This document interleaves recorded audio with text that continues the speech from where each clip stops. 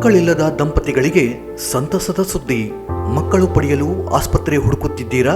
ಹಾಗಾದರೆ ರಾಯಚೂರಿನಲ್ಲಿ ಅದಿತಿ ಹಾಸ್ಪಿಟಲ್ ಮತ್ತು IVF ಸೆಂಟರ್ಗೆ ಮಕ್ಕಳನ್ನು ಪಡೆಯಲು ಇಂದೇ ಭೇಟಿ ಕೊಡಿ. ನಮಸ್ಕಾರ, ಮೆಗಾ ವಾರ್ತೆಗಳಿಗೆ ಸ್ವಾಗತ. ಮುಖ್ಯಾಂಶಗಳು: ಅಂಗನವಾಡಿ ಕಾರ್ಯಕರ್ತೆಯರು ಸಹಾಯಕಿಯರ ವಿವಿಧ ಬೇಡಿಕೆಗಳಿಗೆ 2 ದಿನ ಧರಣಿ ಪ್ರಾರಂಭ. 23ರಂದು ಮೈಸೂರಿನಲ್ಲಿ ರೈತ ಸಂಘಟನೆಗಳ ಒಕ್ಕೂಟದಿಂದ ರೈತ ದಿನಾಚರಣೆ ಅಂಗವಾಗಿ ರಾಜ್ಯ ಮಟ್ಟದ ಸಮಾವೇಶ. ಶಿವಾರ್ಜುನ್ ನಾಯಕ್. MSIL ಮಧ್ಯದಲ್ಲಿ ದುಬಾರಿ ಬೆಲೆಯಲ್ಲಿ ಮದ್ಯ ಮಾರಾಟ, ದರ ನಿಯಂತ್ರಣಕ್ಕೆ ಬಾಬುರಾವ್ ಆಗ್ರಹ. 27 ವರ್ಷಕ್ಕೆ ಶಬರಿಮಲೆ ಪಾದಯಾತ್ರೆ. ಶ್ಯಾಮ್ ಸುಂದರ್ ಲಂಗೋಟೆ ನೇತೃತ್ವದಲ್ಲಿ 40 ಜನ ಮಾಲಾಧಾರಿಗಳು ಶಬರಿಮಲೆಗೆ. ಸಿಂಧನೂರಿನಲ್ಲಿ ರಸ್ತೆ ಬದಿಯಲ್ಲಿ ನಿಂತಿದ್ದ 3 ಜನರ ಮೇಲೆ ಮುಗುಚಿ ಬಿದ್ದ ಲಾರಿ, 3 ಜನರ ಸಾವು. ಜುಮಗೇರದಲ್ಲಿ ಸೊಸೆ ಮೇಲೆ ಅತ್ಯಾಚಾರಕ್ಕೆ ಯತ್ನಿಸಿದ ಮಾವನ ಬಂಧನ. ಈಗ ವಾರ್ತೆಗಳ ವಿವರ. ಅಂಗನವಾಡಿ ಕಾರ್ಯಕರ್ತೆಯರ ಸಹಾಯಕಿಯರ ಕಾಯಂ ಮಾತಿಗೆ ಹಾಗೂ ಬಾಕಿ ಬಾಡಿಗೆ ಸೇರಿದಂತೆ ವಿವಿಧ ಬೇಡಿಕೆ ಈಡೇರಿಕೆಗೆ ಒತ್ತಾಯಿಸಿ ಇಂದಿನಿಂದ 2 ದಿನಗಳ ಕಾಲ ಚಳಿಗಾಲದ ಅಧಿವೇಶನದಲ್ಲಿ ಬೆಳಗಾವಿಯಲ್ಲಿ ನಡೆಯುತ್ತಿರುವ ಹೋರಾಟದ ನಿಮಿತ್ತ ಜಿಲ್ಲೆ ಕೇಂದ್ರದಲ್ಲಿ ಕರ್ನಾಟಕ ರಾಜ್ಯ ಅಂಗನವಾಡಿ ನೌಕರರ ಸಂಘದ ಜಿಲ್ಲೆ ಸಮಿತಿ ನೇತೃತ್ವದಲ್ಲಿ ಅಹೋರಾತ್ರಿ ಪ್ರತಿಭಟನೆ ನಡೆಸಲಾಯಿತು. ಗುಜರಾತ್ ಹೈಕೋರ್ಟ್ ತೀರ್ಪಿನಂತೆ ಕಾರ್ಯಕರ್ತೆಯರ ಸಹಾಯಕಿಯರನ್ನು ವರ್ಗ 3 ಮತ್ತು 4 ಎಂದು ಪರಿಗಣಿಸಿ ಕಾಯಂ ಮಾಡಬೇಕು. ಮಹಿಳಾ ಮತ್ತು ಮಕ್ಕಳ ಕಲ್ಯಾಣ ಇಲಾಖೆ 14 ICD 2023ರ ಆದೇಶದ ಪ್ರಕಾರ ಕೂಡಲೇ ಗ್ರಾಜ್ಯುಯಿಟಿ ಹಣ ಬಿಡುಗಡೆ ಮಾಡಿ ಮತ್ತು ಎಲ್ಲರಿಗೂ ಅನ್ವಯಿಸಿ. 2018ರಿಂದ ಕೇಂದ್ರ ಸರ್ಕಾರ ಯಾವುದೇ ಗೌರವಧನ ಹೆಚ್ಚಳ ಮಾಡಿಲ್ಲವಾದ್ದರಿಂದ ಕೇಂದ್ರ ಸರ್ಕಾರವು 26,000 ರೂಪಾಯಿಗಳಿಗೆ ಗೌರವಧನ ಹೆಚ್ಚಿಸಬೇಕೆಂದು ಒತ್ತಾಯಿಸಿದರು. 2023ರ ವಿಧಾನಸಭಾ ಚುನಾವಣೆಯ ಸಂದರ್ಭದಲ್ಲಿ ಘೋಷಣೆ ಮಾಡಿದ್ದ 15,000 ರೂಪಾಯಿಗಳಿಗೆ ಗೌರವಧನ ಹೆಚ್ಚಿಸಬೇಕು. ನಿವೃತ್ತಿಯಾದವರಿಗೆ ಇಡೀಗಂಟು ಅಥವಾ OPS ಹಣವನ್ನು ಹಾಗೂ ರು 10,000 ಮಾಸಿಕ ಪಿಂಚಣಿಯನ್ನು ನೀಡಬೇಕು. ಶಿಕ್ಷಣ ಇಲಾಖೆ ಮತ್ತು ADMCಗಳಿಂದ ಪ್ರಾರಂಭ ಮಾಡಿರುವ LKG UKG ನಿಲ್ಲಿಸಿ ಎಲ್ಲ ಅಂಗನವಾಡಿ ಕೇಂದ್ರಗಳನ್ನು ಮೇಲ್ದರ್ಜೆಗೇರಿಸಿ ಅಂಗನವಾಡಿ ಕೇಂದ್ರಗಳಲ್ಲಿಯೇ LKG UKG ಪ್ರಾರಂಭಿಸಬೇಕು. ICDS ಯೋಜನೆಗೆ ಪ್ರತ್ಯೇಕ ನಿರ್ದೇಶನಾಲಯಗಳು ಬೇಕು.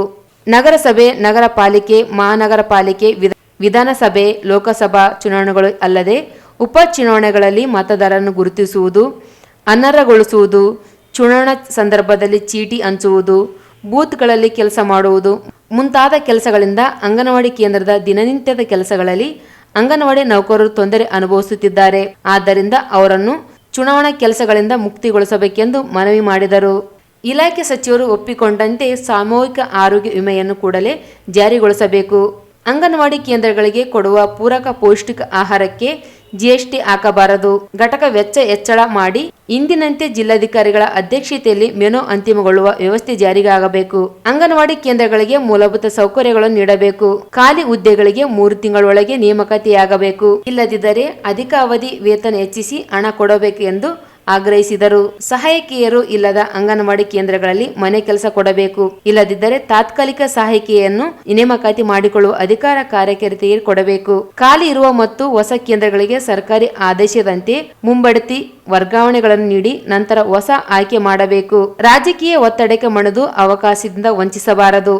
ಮಿನಿ ಅಂಗನವಾಡಿ ಕೇಂದ್ರಗಳನ್ನು ಪೂರ್ಣ ಕೇಂದ್ರಗಳನ್ನಾಗಿ ಪರಿವರ್ತಿಸುವ ತನಕ ಸಹಾಯಕಿಯನ್ನು ಕೊಡಬೇಕು ಮತ್ತು ಪೂರ್ಣ ಕಾರ್ಯಕರ್ತೆಯರಿಗೆ ಕೊಡುವಷ್ಟು ಗೌರವಧನ ಹೆಚ್ಚಿಸಬೇಕು. ಮುಂಗಡವಾಗಿ ಕರೆನ್ಸಿ ಹಣ, ಕೋಳಿ ಮೊಟ್ಟೆ, ಬಾಡಿಗೆ, ಗ್ಯಾಸ್, ತರಕಾರಿ, ಕಾಂಟೇಜೆನ್ಸಿ ಬಿಲ್ಲುಗಳನ್ನು ಹಾಕದೆ ಫಲಿತಾಂಶ ಕೇಳಬಾರದು. ಅಂಗನವಾಡಿ ಕೇಂದ್ರದ ಚಟುವಟಿಕೆಗಳನ್ನು ಮೊಬೈಲ್ನಲ್ಲಿ ದಾಖಲೆ ನಿರ್ವಹಣೆ ಮಾಡಿದರೆ ಪುಸ್ತಕದಲ್ಲಿ ಬರೆಯುವುದನ್ನು ನಿಲ್ಲಿಸಬೇಕು.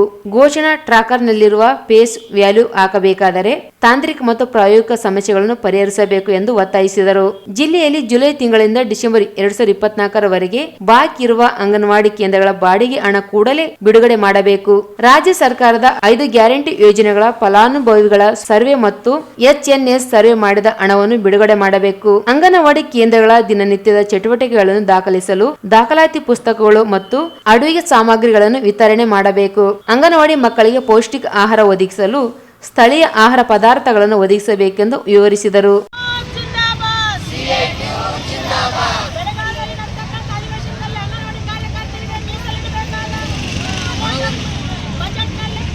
ಮೀಸಲಿಡಲೇಬೇಕು.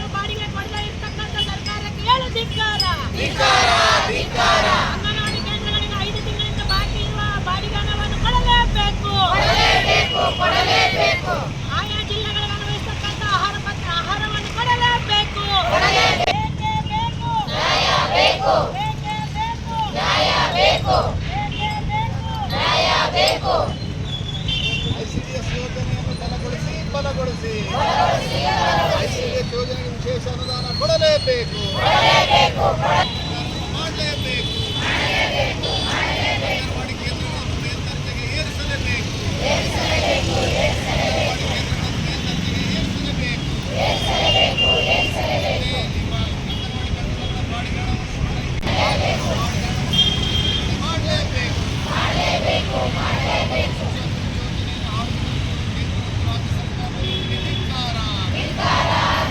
ಈ ಸಂದರ್ಭದಲ್ಲಿ ಜಿಲ್ಲಾಧ್ಯಕ್ಷೆ ಎಚ್ ಪದ್ಮಾ, ಕಾರ್ಯದರ್ಶಿ ರಂಗಮ್ಮ ಅನ್ವರ್, ವರಲಕ್ಷ್ಮಿ, ಗೋಕೂರಮ್ಮ, ರಮಾದೇವಿ, ಸರಸ್ವತಿ, ಮಹೇಶ್ವರಿ, ಸುಜಾತ, ರೂಪಾ, ಲಕ್ಷ್ಮಿ ಸೇರಿದಂತೆ ಅನೇಕರು ಇದ್ದರು.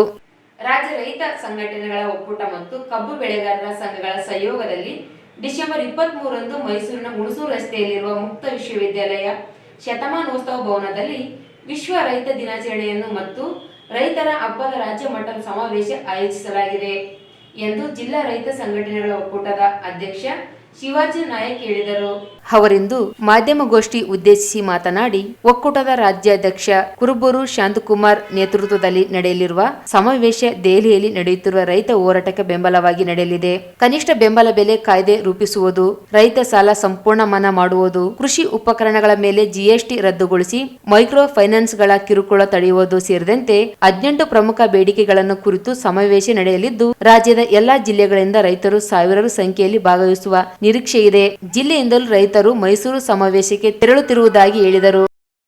2024 ವಿಶ್ವ ರೈತ ದಿನಾಚರಣೆ, ರೈತರ ಹಬ್ಬ ಮತ್ತು ರಾಜ್ಯ ಮಟ್ಟದ ರೈತ ಸಮಾವೇಶ. ಇಲ್ಲಿ ಸಮಾವೇಶದ ಉದ್ದೇಶ ಇಷ್ಟೇ, ಎಲ್ಲ ರೈತರನ್ನು ಒಗ್ಗೂಡಿಸಿ ರೈತ ದಿನಾಚರಣೆ, ರೈತ ಹಬ್ಬದಂದು ನಾವು ರಾಜ್ಯ ಮತ್ತು ರಾಷ್ಟ್ರೀಯ ನಾಯಕರನ್ನು, ಜನಪ್ರತಿನಿಧಿಗಳನ್ನು ಗಮನ ಸೆಳೆಯುವಂತೆ ದೆಹಲಿಯಲ್ಲಿ ಏನು ಕನವರಿ ಬಾರ್ಡರ್ ನಲ್ಲಿ ನಮ್ಮ ಜಗದೀಶ್ ಸಿಂಗ್ ಉಪವಾಸ ಸತ್ಯಾಗ್ರಹ ಮಾಡ್ತಿದ್ದಾರೆ ರೈತರ ವಿವಿಧ ಬೇಡಿಕೆಗಳ ಇಟ್ಕೊಂಡು. ಅದಕ್ಕೋಸ್ಕರ ನಾವೊಂದು ಇಲ್ಲಿ ರಾಜ್ಯ ಮಟ್ಟದ ಸಮಾವೇಶ ಮಾಡಿ ರೈತರಲ್ಲಿ ಜಾಗೃತಿ ಮೂಡಿಸಿ ನಮ್ಗೆ ಸಿಗ್ತಕ್ಕಂಥ ಸೌಲಭ್ಯಗಳನ್ನ ಸಾಂವಿಧಾನಿಕವಾಗಿ ನಾವು ಪಡ್ಕೋಬೇಕಂದ್ರೆ ಯಾವ ರೀತಿ ನಾವು ಒತ್ತಾಯ ಮಾಡಬೇಕು ಸರ್ಕಾರಗಳನ್ನ ಅಂತೇಳಿ ಅಲ್ಲಿ ಜಾಗೃತಿ ಸಮಾವೇಶ ಹಮ್ಮಿಕೊಂಡಿದ್ದೇವೆ ಮೈಸೂರಿನಲ್ಲಿ. ಇದೇ ದಿನಾಂಕ 23/12/2024 ಬೆಳಿಗ್ಗೆ 11 ಗಂಟೆಗೆ ಸ್ಥಳ ಮುಕ್ತ ವಿಶ್ವವಿದ್ಯಾಲಯ ಶತಮಾನೋತ್ಸವ ಭವನ, ಹುಣಸೂರು ರಸ್ತೆ, ಮೈಸೂರು. ಹೆಚ್ಚಿನ ಸಂಖ್ಯೆಯಲ್ಲಿ ರೈತರು ಬಂದು ನಾವು ಸುಮಾರು ಒಂದು 20 ಒತ್ತಾಯಗಳಿವೆ. ಈ ಒತ್ತಾಯಗಳ ಬಗ್ಗೆ ರೈತರ ಹಬ್ಬದ ದಿನ ಕೇಂದ್ರ ಹಾಗೂ ರಾಜ್ಯ ಸರ್ಕಾರಗಳ ಗಮನ ಸೆಳೆಯಲು ನಿರ್ಣಯ ಕೈಗೊಳ್ಳಲಾಗುತ್ತದೆ. ರೈತರು ಸ್ವಾಭಿಮಾನಿಗಳಾಗಿ ಸ್ವಯಂ ಪ್ರೇರಿತರಾಗಿ ರೈತರ ಹಬ್ಬ ಆಚರಿಸಲು ಮೈಸೂರಿಗೆ ಬನ್ನಿ. ರೈತರ ಕೂಗು ಸರ್ಕಾರಕ್ಕೆ ಮುಟ್ಟಿಸೋಣ.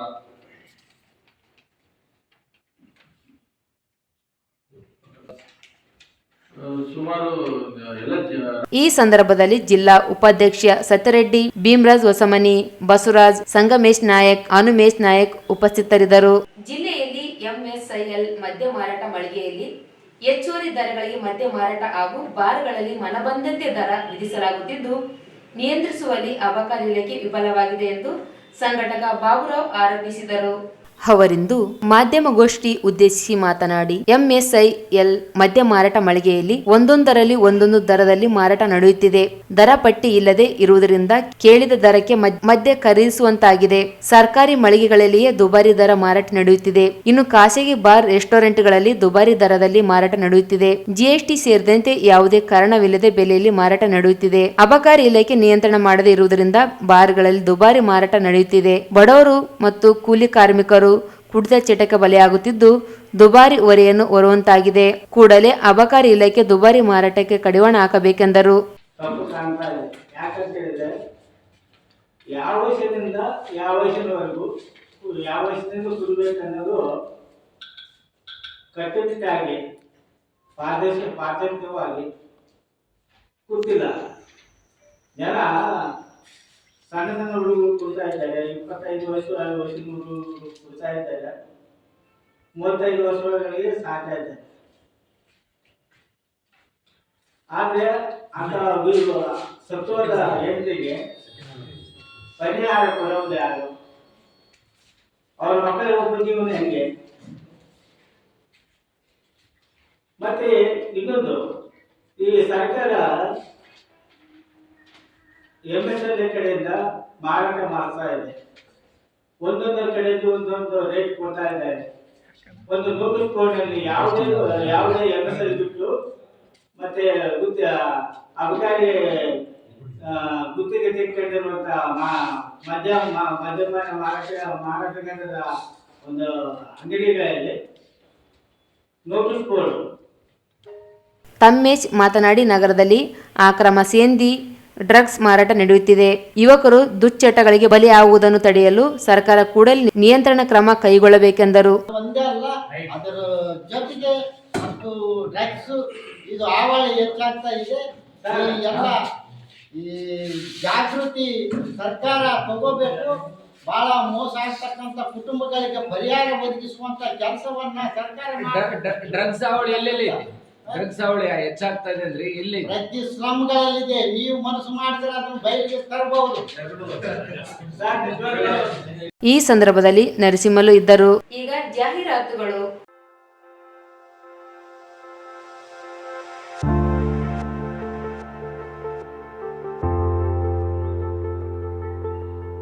ಮಕ್ಕಳಿಲ್ಲದ ದಂಪತಿಗಳಿಗೆ ಸಂತಸದ ಸುದ್ದಿ.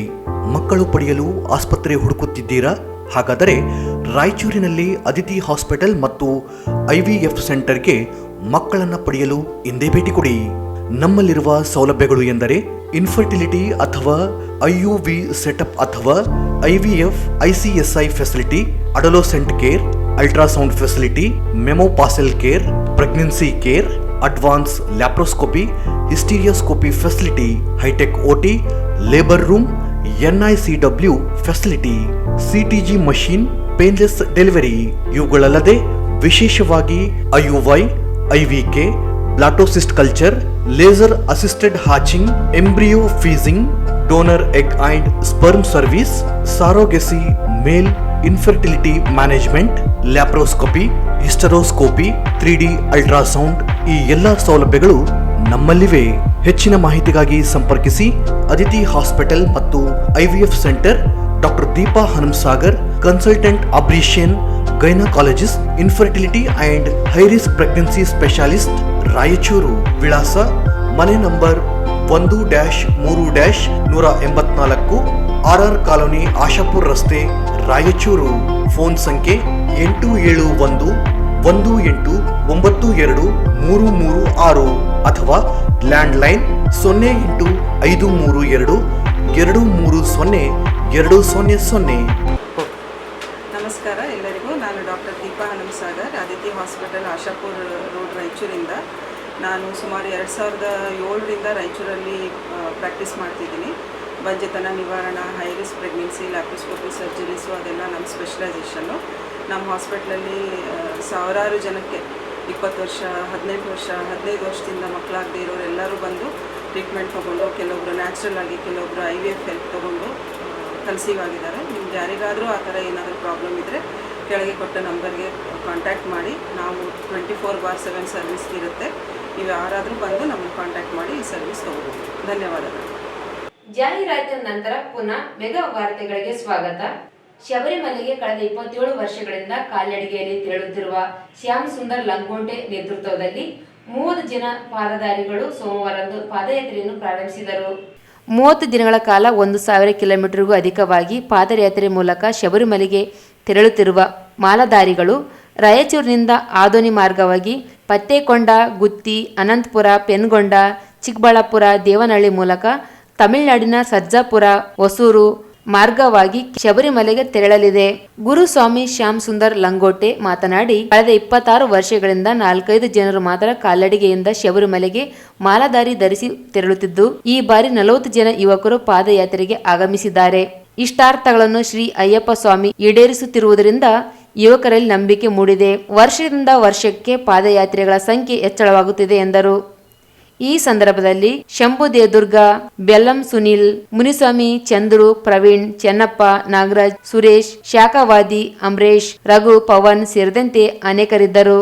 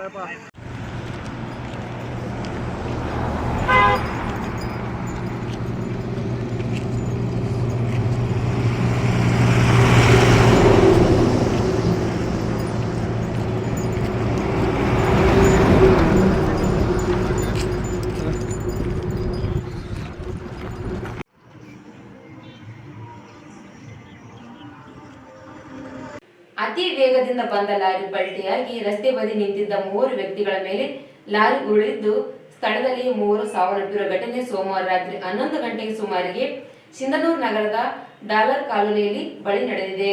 ನೀರಾವರಿ ಇಲಾಖೆ ಜವಳಗಿರಿ ಉಪವಿಭಾಗದ ಕಿರಿಯ ಇಂಜಿನಿಯರ್ಗಳಾದ ಶಿವರಾಜ್ ರಾಂಪುರ್ 28, ಮಲ್ಲಿಕಾರ್ಜುನ್ ಸರ್ಜಾಪುರ್ 29 ಹಾಗೂ ಗುತ್ತಿಗೆ ಆಧಾರದಲ್ಲಿ ಕೆಲಸ ನಿರ್ವಹಿಸುತ್ತಿದ್ದ computer operator Mehboob PW camp 30 ಮೃತ ದುರ್ದೈವಿಗಳು.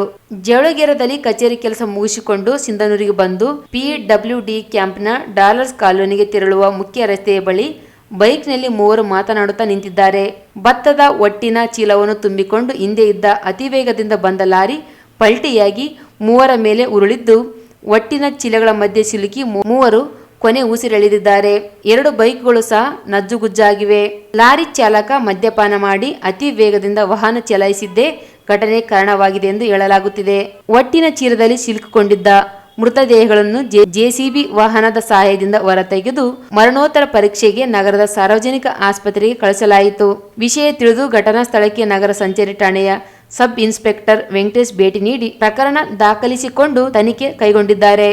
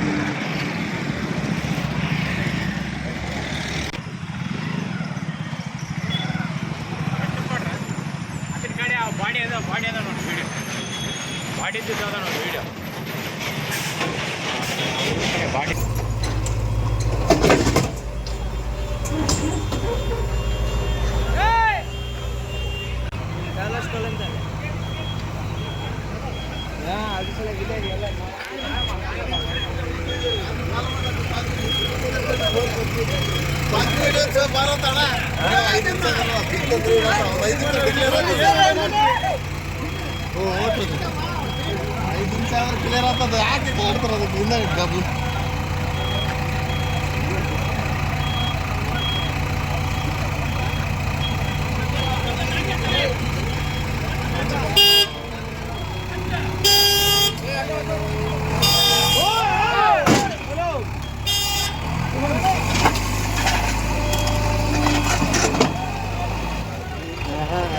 ಆಗತ್ತೆ.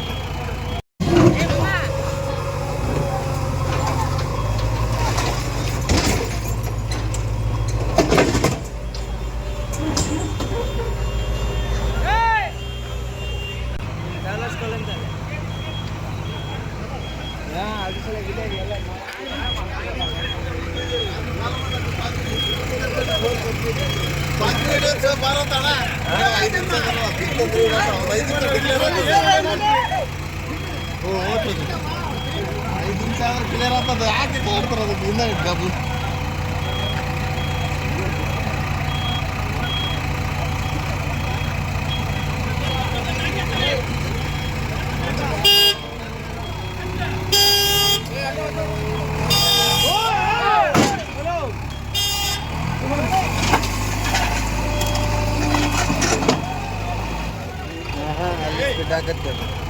ಅತ್ಯಾಚಾರಕ್ಕೆ ವಿರೋಧಿಸಿದ ಸೊಸೆಯನ್ನೇ ಕೊಂದಿದ್ದ ಮಾವ ರಾಮಲಿಂಗಯ್ಯ ಪರಾರಿಯಾಗಿದ್ದ.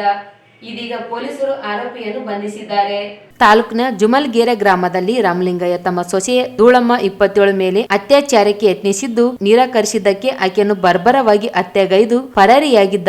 ಈ ಕುರಿತು ಇಡುಪ್ನೂರು ಪೊಲೀಸರು ಪ್ರಕರಣ ದಾಖಲಿಸಿಕೊಂಡು ತನಿಖೆ ನಡೆಸುತ್ತಿದ್ದು ಆರೋಪಿ ಪತ್ತೆಗೆ ಬಲೆ ಬೀಸಿದರು. ಪೊಲೀಸರು ಹುಡುಕಾಟ ನಡೆಸುತ್ತಿರುವಾಗ ಆರೋಪಿ ರಾಮಲಿಂಗಯ್ಯನು ಪೊಲೀಸರ ಬಲೆಗೆ ಬಿದ್ದಿದ್ದಾನೆ. ಕೊನೆಯಲ್ಲಿ ಮತ್ತೊಮ್ಮೆ ಮುಖ್ಯಾಂಶಗಳು. ಅಂಗನವಾಡಿ ಕಾರ್ಯಕರ್ತೆಯರು ಸಹಾಯಕಿಯರ ವಿವಿಧ ಬೇಡಿಕೆಗಳಿಗೆ 2 ದಿನ ಧರಣಿ ಪ್ರಾರಂಭ. 23ರಂದು ಮೈಸೂರಿನಲ್ಲಿ ರೈತ ಸಂಘಟನೆಗಳ ಒಕ್ಕೂಟದಿಂದ ರೈತ ದಿನಾಚರಣೆ ಅಂಗವಾಗಿ ರಾಜ್ಯ ಮಟ್ಟದ ಸಮಾವೇಶ. ಶಿವಾರ್ಜುನ್ ನಾಯಕ್. ಎಂಎಸ್ಐಎಲ್ ಮಧ್ಯದಲ್ಲಿ ದುಬಾರಿ ಬೆಲೆಯಲ್ಲಿ ಮದ್ಯ ಮಾರಾಟ, ದರ ನಿಯಂತ್ರಣಕ್ಕೆ ಬಾಬುರಾವ್ ಆಗ್ರಹ. 27 ವರ್ಷಕ್ಕೆ ಶಬರಿಮಲೆ ಪಾದಯಾತ್ರೆ. ಶ್ಯಾಮ್ ಸುಂದರ್ ಲಂಗೋಟೆ ನೇತೃತ್ವದಲ್ಲಿ 40 ಜನ ಮಾಲಾಧಾರಿಗಳು ಶಬರಿಮಲೆಗೆ. ಸಿಂಧನೂರಿನಲ್ಲಿ ರಸ್ತೆ ಬದಿಯಲ್ಲಿ ನಿಂತಿದ್ದ 3 ಜನರ ಮೇಲೆ ಮುಗುಚಿ ಬಿದ್ದ ಲಾರಿ,